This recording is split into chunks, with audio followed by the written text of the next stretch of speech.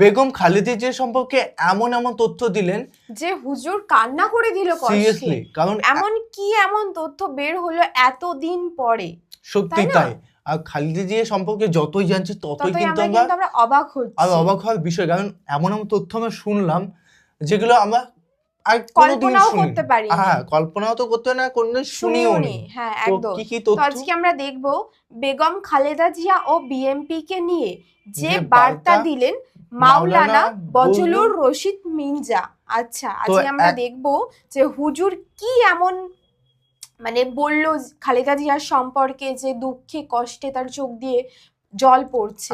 এখন হাড্ডাহাড্ডি লড়াই চলছে, আর তার সঙ্গে বুঝতেই পারছো বিষয়টা আরো গম্ভীর হয়ে যাচ্ছে। হ্যাঁ, একদম টাটকা খবর আজকে আমরা নিয়ে এসেছি। একদম। চ্যানেল যদি নতুন হয়ে থাকো চ্যানেলটি সাবস্ক্রাইব করে দেবে, পাশে থাকা বেল আইকনটা টং করে বাজিয়ে দেবে, একটা লাইক করে দেবে, আর মেন ভিডিও ডেসক্রিপশন বক্সে লিংক পেয়ে যাবে, চেক আউট করে নিও। তো চলো আজকের ভিডিওটি শুরু করা যাক।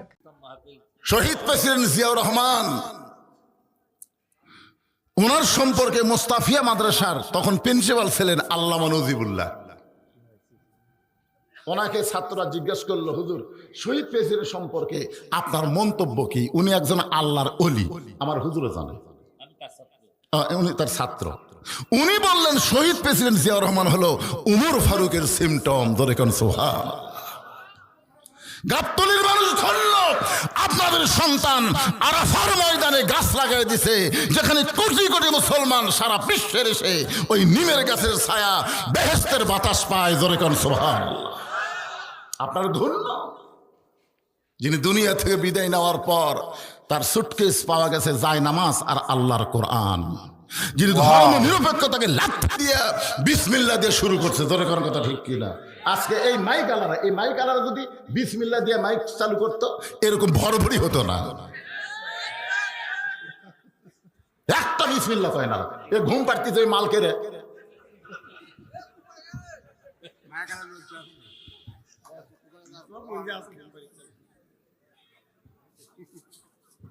কি শহীদ প্রেসিডেন্ট জিয়াউর রহমান ছিলেন আপনারা?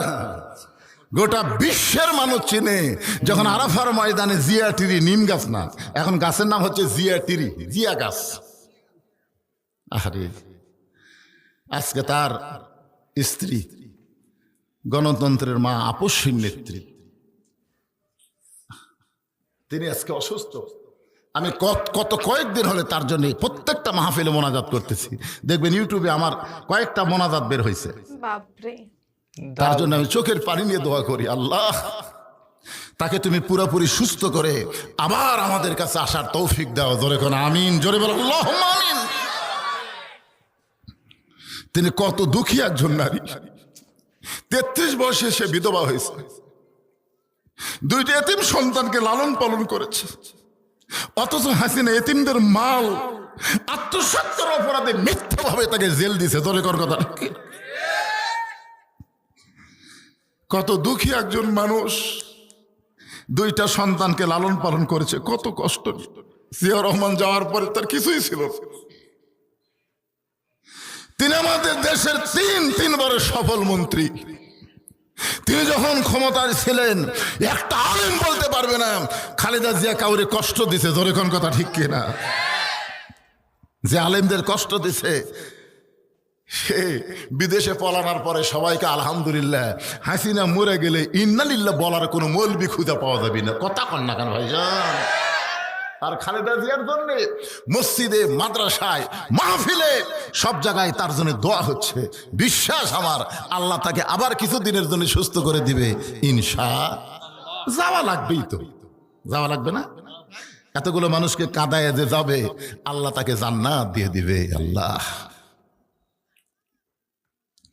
কথা প্রসঙ্গে কথা রাইছে, একটু মনোযোগ দেন। নেতা শুধু ভোটের আগে ঘুরলে হবে না, ভোটের পরেও ঘুরতে হবে। যখন আল্লাহর কোরআন দিয়ে রাষ্ট্র চলবে, সুবহানাল্লাহ বলেন। মেয়েটা বলে পথিক, আল্লাহর কোরআন দিয়ে যখন রাষ্ট্র চলবে, তখন নেতা খোঁজা লাগবে না, বরং নেতারাই দুঃখী মানুষকে খুঁজে বেড়াবে। আমি 6 দিন হলে উমরকে খুঁজতেছি, আর 1-8 দিনের মধ্যে যদি উমরকে আমি না পাই, তাহলে আসল জায়গায় বিচার দিব। কয়দিন হলে খুঁজতেছে? আর একদিন, আমি সর্বসাকল্যে 7 দিনের নিয়ত করছি, 6 দিন হলে খুঁজতেছি, আর একদিনের মধ্যে যদি উমরকে খুঁজে না পায় তাহলে আসল জায়গার বিচার দেব। আসল জায়গা বোঝেন? হাসিনা এত অত্যাচার করছে, আমরা জজ কোর্ট গেছি, হাইকোর্ট গেছি, সুপ্রিম কোর্ট গেছি, হাসিনা এমন বিচার করা করছে, ভালো মানুষগুলো জেলখানায় আর খারাপ মানুষ জামিন পাচ্ছে। ধরে কোন কথা ঠিক কিনা? আল্লামা সাইদি হুজুর যেদিন দুনিয়া থেকে বিদায় নিল, তাকে হত্যা করা হলো, সেদিন বাংলাদেশের সমস্ত আলেম তাহাজ্জুদের নামাজ পড়ে আসল জায়গায় বিচার দিয়েছে। ধরে কোন কথা ঠিক কথা বলে? 1 বছরও লাগেনি, 1 বছরও লাগেনি। কি হাসিনা যখন পোলা যায় তখন দেখছেন আপনারা, ছোট্ট একটা ভিডিও প্রকাশ হয়েছে, ওই ভিডিও আমি লোড করে রাখছি, মাঝে মধ্যে দেখি, আর কি যে মজা লাগে ভাই। আর বোন রেহানা খালি মাটির দিকে তাকে তাকে হাঁটতেছে, আর হাসিনা যাওয়ার সময় খালি চারিদিকে তাকাচ্ছে আর মনে মনে একটা গান গাচ্ছে। কতজনকে কত কি দিলাম, যাবার কালে এক চামচারও দেখা না পাইলাম, ও আমার সাদের মালা যায় রে ছিঁড়ে, রইব না আর বেশি দিন তোদের মাঝারে। এরকম একটা গান আছে না নাই? কত চামচে আছে, তার একটা চামচাও নেই। একটু মনোযোগ দিয়ে শুনবেন। মেয়েটা বলতেছে, 1 দিনের মধ্যে যদি হযরত ওমরকে আমি দেখতে না পাই তাহলে আসল জায়গায় বিচার দেব। এমন সময় হযরত ওমর হাঁটু গেড়ে বসে মেয়েটার সামনে বলতেছে, মা তুমি যেই ওমরকে খুঁজতেছো আমি হইলাম সেই ওমর। হাঁটু গেড়ে বসেছে, কারণ ওমর ফারুক যখন থেকে খেলাফতের দায়িত্ব পাইছে তখন তিনি ঘোষণা করেছেন, ফোরাতের কুলে একটা কুকুর যদি না খেয়ে মারা যায় আল্লাহ হাসরের ময়দানে ওমরকে ছাড়বে না। মেয়েটা কয়দিন খুঁজেছে? কয়দিন? 6 দিন হলে খুঁজেছে, আর একদিন হাঁটু গেড়ে বসে বলতেছে, মা তুমি যেই ওমরকে খুঁজতেছো আমি হইলাম সেই ওমর। সঙ্গে সঙ্গে মেয়েটা বলি, আমিরুল মুমিনিন তাহলে আপনি একা একা চোরের মুতনার কি কোনো চামচা নেই? কি মনে করছেন এমপি? ওমর ফারুক কি এমপি, মন্ত্রী? বাংলাদেশের মতন দেশের মন্ত্রী, বাংলাদেশের মতন 96টা দেশের খলিফা, রাষ্ট্রনায়ক, চোরের মতন একা একা ঘুরতেছেন, আপনার কি কোনো চামচা নেই? ওমর ফারুক বললেন, মা চামচা পালবার গেলে যে টাকা লাগবে সে টাকাই তো আমার নাই, কারণ চামচা তো আর এমনি এমনি ঘুরবি না, টাকা লাগবে। ধরে কোন কি লাগবে? টাকা। জুমার দিনে হযরত ওমর মসজিদের মেম্বরে বসে খুতবা দিচ্ছেন। মেম্বরে দাঁড়িয়ে যখন খুতবা দিচ্ছেন, এমন সময় মাঝখান থেকে একজন দাঁড়িয়ে বলতেছে, আমিরুল মুমিনিন আপনার খুতবা আমরা শুনবো না। ওমর ফারুক বললেন, আমার খুতবার মধ্যে দোষ কি? বলে, দোষ খুতবার মধ্যে না, দোষ হলো আপনার। ওমর ফারুক সুমকে বললেন, ভাই আমার কি দোষ? বলে, আমাদেরকে খাটো পাঞ্জাবি দিয়ে আপনি লম্বা জুব্বা পরে খুতবা দিবেন? এই লম্বা জুব্বা কোথায় পাইলেন? যতক্ষণ না বলবেন ততক্ষণ আপনার খুতবা আমরা শুনবো না। হযরত ওমরের চোখ দিয়ে দর দর করে পানি পড়তেছে। এমন সময় আব্দুল্লাহ ইবনে ওমর ফারুকের ছেলে বাবার পাশে দাঁড়ায় বলতেছে, রে নবীর সাহাবীরা, তোমরা খাটো পাঞ্জাবি হলেও তো নতুন পোশাক পরে নামাজ পড়তে আইছো, কিন্তু আমার পরনে দেখো নতুন কোনো কাপড় নেই। ওসমান গনি বলতেছে, আব্দুল্লাহ আজকে জুমার দিনে সবাই নতুন কাপড় পরলো, অথচ তুমি পুরাতন কাপড় কেন পরেছো? আব্দুল্লাহ বলতেছে, আমি যদি আজকে নতুন কাপড় পরতাম তাহলে আমার বাবার জুব্বা লম্বা হতো না। সুবহানাল্লাহ কবেন না? তোমরা সবাই যখন ঘুমাও, আমার বাবা যেদিন থেকে মদিনার খেলাফতের দায়িত্ব পাইছে সেদিন থেকে আমার বাবার চোখে ঘুম নাই। সবাই ঘুমায়, ওমর ফারুক ঘুমায় না। ওমর ফারুক কি করে না? ঘুমায় না। মানুষকে কেমন আছে নিজের চোখে দেখে, নিজের চোখে দেখে। মহাস্থান, বগুড়া 7 মাথা থেকে মহাস্থান কয় কিলো হয়? একজন বলেছে স্যার, শহীদ জিয়াকে একজন বলছে, স্যার মহাস্থানে আল্লাহর ওলি সুলতান বলখি ঘুমায় আছে। আমি তো ছোট থেকে জানি, চলো ভাই কি করে চলো ভাই, মানে এই মার করে হাঁটে ঘাটালেছে, হাঁটতেছে। বগুড়া 7 মাথা থেকে মহাস্থান যাচ্ছে হাঁটে হাঁটে। যাওয়ার সময় রাস্তায় কৃষক বুকের সঙ্গে চাপা ধরে। গোকুলের ওখানে মসজিদে আজান দিয়েছে, আসরের নামাজের আজান, পায়ের জুতা খুললো, মসজিদের সামনে কাতারে সামিল হয়ে গেল। চামচারা কয়, কে রে অজু? আরে পাগলা, উনি সর্ব অবস্থায় অজু অবস্থায় থাকতেন। যেরকম সুবহানাল্লাহ। সাধারণ মানুষ পর্যন্ত তার বুকের মধ্যে জায়গা পাইছে।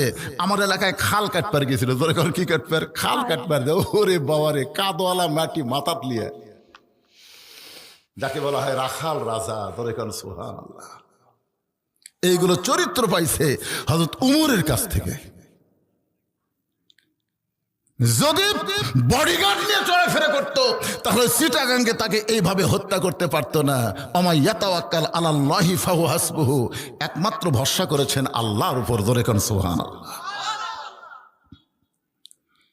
একটু মনোযোগ দিয়ে শুনবেন। ওমর ফারুক রাতের অন্ধকারে ঘুরতেছে, কে কেমন কোথায় কিভাবে আছে। হঠাৎ ওমর ফারুক দেখতে পায় একটা তাঁবুর ভিতরে, মরুভূমিতে একটা তাঁবুর ভিতরে ছোট্ট দুইটা বাচ্চা মা মা বলে কাঁদতেছে। আর মা বলতেছে, বাবা গোস্ত সিদ্ধ হলেই তোমাদের খাবার দিব, গোস্ত সিদ্ধ হলেই তোমাদের খাবার দিব। উমর ফারুক চিন্তায় পড়ে গেল, এত গভীর রাত হয়ে গেছে, এখন পর্যন্ত গোস্ত সিদ্ধ হয় না। দুম্বার গোস্ত হলে বড় জোর 8 ঘন্টা লাগবে, উটের গোস্ত হলে বড় জোর 1 ঘন্টা লাগবে। এত গভীর রাত হয়ে যায়, এখন পর্যন্ত গোস্ত সিদ্ধ হয় না। এই মায়ের অন্তর কি দয়া নাই? সন্তান ক্ষুধার জ্বালায় কান্দে, আর মায়ের গোস্ত সিদ্ধ হয় না। ওমর ফারুক দূর থেকে দেখতে না পেয়ে এবার নিকটে গেলেন। মা, তোমার অন্তরে কি কোনো দয়া নাই? তোমার দুইটা বাচ্চা ক্ষুধার জ্বালায় কান্দে, এখন পর্যন্ত তোমার গোস্ত সিদ্ধ হয় না। মেয়েটা বলে, পথিক রে, এই মুহূর্তে আমি যেই বিপদের মধ্যে আছি আমার আল্লাহ পর্যন্ত দেখবার পায় না। মানে কত ইমোশনাল। উমর ফারুক বলে, মা আল্লাহর উপরে রাগ করছো কেন? তোমার কি বিপদ? বলে, আমার বাড়ি হলো ইয়ামিন দেশে। আমি শুনতে পাইলাম মদিনার খলিফা ওমর অত্যন্ত ভালো মানুষ, কিন্তু গতকাল বিকেল বেলা উমরের দরবারে আমার এতিম দুইটাকে নিয়ে যাব। এত মানুষের ভিড়, আমি মহিলা হওয়ার কারণে যাবার পারি নাই। নিয়ত করেছিলাম আগামীকাল সকালবেলা যাব। এই মনে করে রাতের বেলা তাঁবু টাঙ্গায়া আমার দুইটা বাচ্চাকে বুকের মধ্যে নেমে ঘুমাবার চাই, কিন্তু বাচ্চা দুইটার এত খিদা লাগছে, বারবার ক্ষুধার জ্বালায় যখন কাঁদতেছে, তখন আমি শুধু সান্ত্বনা দেওয়ার জন্যে পাতিলের মধ্যে পানি আর পাথর দিয়া নিচে আগুন জ্বালায় বলতেছি, বা গোস্ত সিদ্ধ হলেই তোমাদের খাবার দেব। আমি মনে করেছিলাম আমার সান্ত্বনার বাণী শুনতে শুনতে এক সময় আমার বাচ্চা দুইটা ঘুমায় যাবে, কিন্তু এদের পেটে এত খিদা, এরা ঘুম পাড়তে পারে না। আমার মনে হয় সকাল পর্যন্ত আমার সন্তান দুইটার বাঁচবে না। সঙ্গে সঙ্গে ওমর ফারুক বললেন, মা ওই পাথর সিদ্ধ করা বাদ দিয়ে তুমি তোমার এতিমকে সান্ত্বনা দাও। এই কথা বলে ওমর ফারুক এক দৌড়ে বাইতুল মালের দরজায়, আসলাম দরজা খুলে দে। আসলাম দরজা খুলে ওমর ফারুক বলে, একটা খাবার বস্তা আমার মাথায় উঠায় দে। আসলাম বলে, কোথায় নিয়ে যাওয়া লাগবে? আমি যাচ্ছি। ওমর ফারুক বলে, আসলাম রে, একজনের পাপের বোঝা আর একজন মাথায় নেয় না, দে আমার মাথায় উঠায় দে। এবার খাবার বস্তা মাথায় নিয়ে ওমর ফারুক যখন দৌড়ায়, পিছন দিকতে আসলাম বলে, আমির আল মুমিনিন, এত দূরে দৌড় মারলে পরে আপনার কষ্ট হবে। ওমর কান্দের বলে, আসলাম রে, সময় মতো যদি পুষতে না পারি এই উমরকে আল্লাহ জাহান্নামের আগুনে পুড়ায় ফেলবে। কানতে কানতে হযরত ওমর তাঁবুর কাছে এসে বললেন, মা তোমার সন্তান দুইটাকে এখনো জীবিত আছে? মা, মেয়েটা বলতেছে এখনো পর্যন্ত জীবিত আছে। তাহলে এখন রুটি আর হালুয়া তৈরি করো। এবার মেয়েটা রুটি হালুয়া তৈরি করে ওমর ফারুকের হাতে যখন দেয়, অর্ধজাহানের খলিফা আত্তাকুল্লাহ, শুধুমাত্র আল্লাহর ভয়ে এই দুইটা বাচ্চাকে 2 হাঁটুর উপরে নিয়ে রুটি ছিঁড়ে হালুয়া মুখের মধ্যে যখন দেয়, দুইটা বাচ্চা ওমর ফারুকের দিকে তাকায় দেখে ওমর ফারুকের চোখ দিয়ে দর দর করে পানি পড়তেছে। বাচ্চা দুইটা চোখের পানি মুছে দিয়ে বলে, কে গো তুমি? বাবার দরদ দিয়ে আমাদেরকে রুটি হালুয়া খাওয়াও, আবার এমন করে তুমি কেন কাঁদতেছো? ওমর ফারুক বলে, আল্লাহ এই অধমকে জাহান্নামের আগুন তুমি রক্ষা করো। মেয়েটা বলতেছে, পথিক, ভালো মানুষের গল্প শুনেছি, কিন্তু মানুষ এমন ভালো নিজের চোখে কোনোদিন দেখি নাই। তুমি জাহান্নাম থেকে কেন কাঁদতেছো? আল্লাহ যদি উমরকে মদিনার খলিফা না বানায়, তোমাকেই যদি মদিনার খলিফা বানাইতো, আমি একজন মহিলা বলতেছি, মদিনা আল্লাহর জান্নাত হয়ে যেত। আব্দুল্লাহ বলতেছে সবাই যখন ঘুমায় তখন আমার এই বাবা, যার জুব্বা লম্বা, এই বাবা আমার দরজাত গেছে একটা পাঞ্জাবি নিয়ে। আমি দরজা খুলে বললাম, বাবা একটা পাঞ্জাবি বাইতুল মাল থেকে আমাকে দিছে, আর একটা দিবে রাখছেন? ওমর ফারুক বলতেছে, আব্দুল্লাহ রে, একটা পাঞ্জাবি তোকে দিছে, আর একটা দিবে রাখি নাই, এটা আমার ভাগত পড়ছে। এখন তুই বল, আগামীকাল জুমার দিন আমি যদি খাটো পাঞ্জাবি গায়ে দিয়ে ইমামতি করি, অনেকের নজর কিন্তু মুসল্লির দিকে নাই, ইমামের দিকে থাকে। জোরে কর কথা কর না কেন ভাইজান? আচ্ছা, ইমামের দাড়ির দিকে মুসল্লির নজর আছেন নাই? এক মুসল্লি আমাকে মোবাইল করে বলতে, হুজুর ইমামের দাড়ি যদি এক মুষ্টির নিচে হয়, তার পাশে কি নামাজ হবে? আমি বললাম, ভাই তোমার খবর কি? আমার নাই হুজুর। তো তোর নাই, তুই ইমামেরটা লাগতেছিস? কই হুজুর আমি মুসল্লি। তার মানে বোঝা গেল যিনি তিনি ইমাম হতে পারবে না। ইমাম হওয়ারও কিন্তু একটা বাহ্যিক একটা যোগ্যতা লাগে। ধরে কথা ঠিক কিনা? ভিতরের যোগ্যতা তো লাগে, বাড়ার একটা যোগ্যতা লাগে না? কথা কন ভাইরে, আপনার কি মন খারাপ করতেছেন? এক মেয়ে আমাকে বলতেছে, হুজুর আমার স্বামী এত সুন্দর, আমার স্বামী নিয়ে যখন রাস্তার বের হই, রাস্তার মেয়েরা খেলে আমার স্বামীর দিকে তাকে থাকে। হুজুর এমন কোন দোয়া আছে যে দোয়া আমল করলে আমার স্বামীর দিকে কোনো মেয়ে তাকাবে না? তখন আমি বললাম, মা একটা দোয়া আছে। বলে সেটা কি দোয়া হুজুর? বললো তোমার স্বামী চাচা বানাও। মেয়েটা বলতেছে, কি করলেন হুজুর? একটা আলেম হয়ে আপনি কি করলেন? আমি বললাম, চাচা কবার কইনি, চাচা বানাবার করছি। তুমি যেভাবে হোক তোমার স্বামীকে চাচা যেরকম হলে হয় সেরকম বানাও, হাত পাও ধরে ওই 4 আঙ্গুল দাড়ি থো আছে, যেভাবেই হোক। ওই মেয়ে আমাকে একদিন মোবাইল করে বলতে, হুজুর আমার স্বামীকে রাস্তা দিয়ে যখন যাই, একটা মেয়েও আমার স্বামীর দিকে তাকায় না। যদি কেউ তাকায়, আসসালাম চাচা কেমন আছে, তা আমার সামনে আমার স্বামী যখন চাচা কয়, আমার মন খারাপ হয় না। কিরে ভাইয়ের দলেরা, ভাই সারা জীবন ভাই থাকেন না, চাচা হওয়া লাগবে কি লাগবে না? ধরে লাগবে কি লাগবে না? দাড়িও কামাছে, মোছও কামাছে, একে দুটাই কামাছে। মাথার দিছে টুপি, ওই জাতীয় ইমাম মাথার কি দিছে? টুপি দিছে। বউ এখন কাছে ডেকে বলতেছে, টুপি খুলে আমার কাছে আসে না। তো স্বামী কয়, কি হয়েছে? কয় ড্রেসিং টেবিলের সামনে যাবো, চলেন। স্বামী স্ত্রী দুইজন ড্রেসিং টেবিলের সামনে যাবো। বউ বলতেছে, আল্লাহ যদি আমাকে মোষ দিত, আল্লাহ যদি আমাকে দাড়ি দিত। এই পাগলি, মেয়ে মানুষের কোনোদিন দাড়ি মোছ হয়? বউকে, এই মরো, পুরুষ মানুষ কোনোদিন দাড়ি মোছ চাচা হয়? কি কোন মরদের একটা সাইজ নেই? কথা কন না কেন ভাই, মরদের একটা সাইজ নাই? ইমামতি করবার গেলে যদি সাইজ লাগে, পুরুষ মানুষের একটা সাইজ লাগবে। কথা কর। একটু মনোযোগ দিয়ে শুনেন। ওমর ফারুক বলে, আব্দুল্লাহ তোর পাঞ্জাবিটা আমাকে দান করে দে। আব্দুল্লাহ বলে, গভীর রাত্রে আমার কাপড়ের অংশ আমার বাবাকে দান করে দিলাম। বাবার কাপড় আমার কাপড় একত্র করে বাবা লম্বা জুব্বা বানায় খুতবা দেয়। এখন বলো বাবার খুতবা শোনা যায় কিনা যায়? সমস্ত সাহাবীরা চিল্লায় বলে, আল্লাহর কোরআন দিয়ে যখন রাষ্ট্র চলবে, মুসলমান এমন ভালো মানুষকে নেতা হিসাবে দেখতে পাবে। দারুণ একদম সিরিয়াসলি দারুণ কথা বললেন। অ্যাকচুয়ালি সব থেকে বেস্ট পার্টটা আমার কাছে খুবই ভালো লেগেছে, চাচার যে কথাটা বললো। সত্যি এক্সাম্পল একটা দিয়েছে। হুজুর কথার মধ্যে এমন কিছু বলেন যেটা হাসতে বাধ্য করে মানুষকে, এবং হাসানো উচিত। আমি মনে এটা করি করা উচিত অবশ্যই। তুমি মানে কোনো সিরিয়াস টপিক কন্টিনিউ করে যাচ্ছ, তো তখন না আমাদের মাইন্ড ডিভাইড হয়ে যায় অন্য কোনো কিছুতে। তো সেটা যেন না হয়, অ্যাট্রাক্ট ফিল হয় হুজুরের প্রতি, বা হুজুরের কথায় আকর্ষণ ফিল হওয়ার জন্য মাঝে মাঝে এরকম বোঝার জন্য মাঝে মাঝে একটু ফানি এরকম করা উচিত। কারণ একটা মানুষের ব্রেন অনবরত একটা জিনিসকে নিতে নিতে কনভার্ট হয়ে যায়, যেহেতু একটু ফানি মোমেন্ট আসলে আরো বেস্ট হয়ে যায় সেই মুহূর্তে। তো যাই না কেন, কেমন লাগলো হুজুর ভিডিও? অ্যাকচুয়ালি আমার তো ফার্স্ট টাইম হুজুর নাকি? হ্যাঁ, মানে এর আগে হয়তো একবার দেখেছি। হ্যাঁ, একবার হয়তো দেখেছি আমার সঙ্গে। একবার দেখেছি। তো হুজুরের কথাবার্তা জাস্ট অসাধারণ লাগে। কিছু ফানি এমন একটা ভিডিও দেখেছিলাম, প্রচুর ফানি ছিল সেই ভিডিওর মধ্যে। এতটা হেসেছিলাম সত্যি, এখনো মনে পড়লে এখনো সত্যি খুব ভালো লাগে। তো যাই না কেন, তোমাদের কেমন লাগলো অবশ্যই কমেন্টে কমেন্ট করে জানাও, এবং কি ধরনের ভিডিও রিঅ্যাকশন চাই সেটাও প্লিজ কমেন্ট করে জানাও। আর আমাদের দুজনের ব্লগ চ্যানেল আছে, তোমরা চেক আউট করো, ওখানে ভালো ভালো ভিডিও আপলোড হচ্ছে কন্টিনিউ। প্লিজ তোমরা চেক আউট করে নিও, ডিসক্রিপশন বক্সে লিংক দেওয়া আছে দুজনের চ্যানেলে। তো তো চলো guys, bye bye, take take care. Care.